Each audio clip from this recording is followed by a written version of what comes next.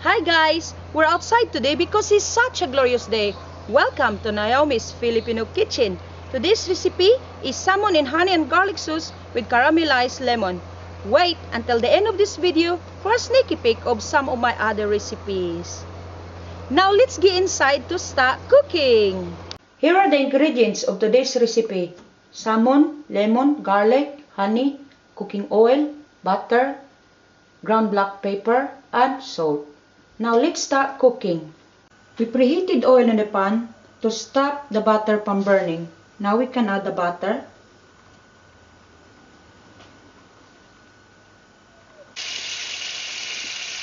Now the butter is melted, add the honey.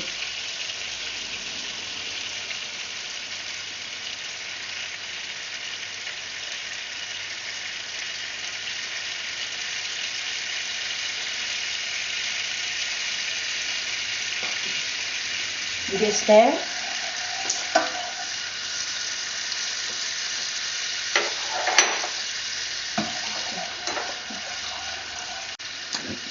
Now add the garlic.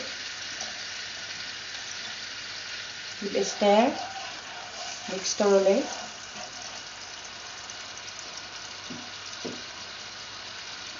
Now we can add the lemon juice. Mix it up.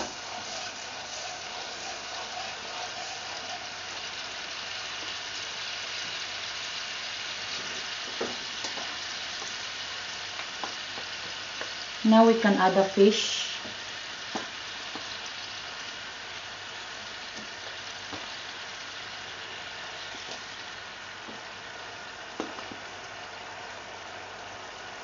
Cook on a lower heat and baste it during that time.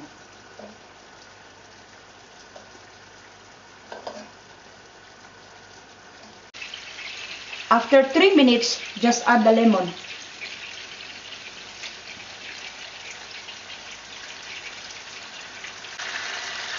During the process of cooking, baste the salmon.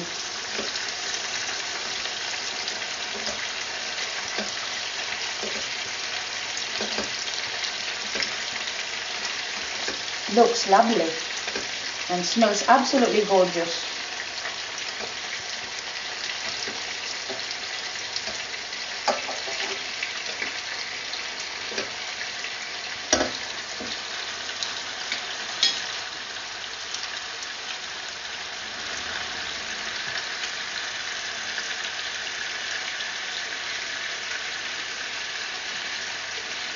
Now add the salt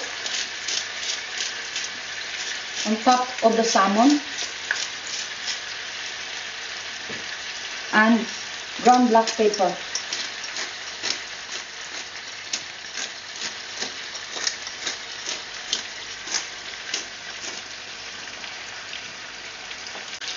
After 7 minutes, give it a good baste.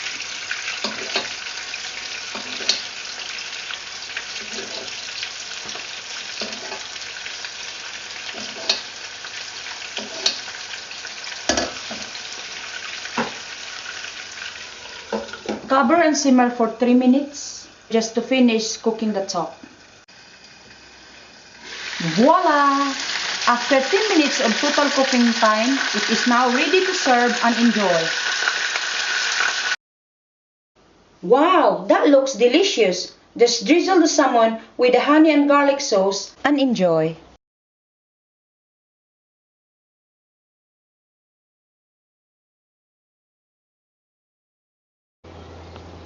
I hope you enjoyed the recipe today. Please subscribe to our channel. More recipe to follow.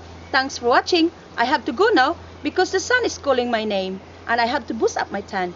See you soon.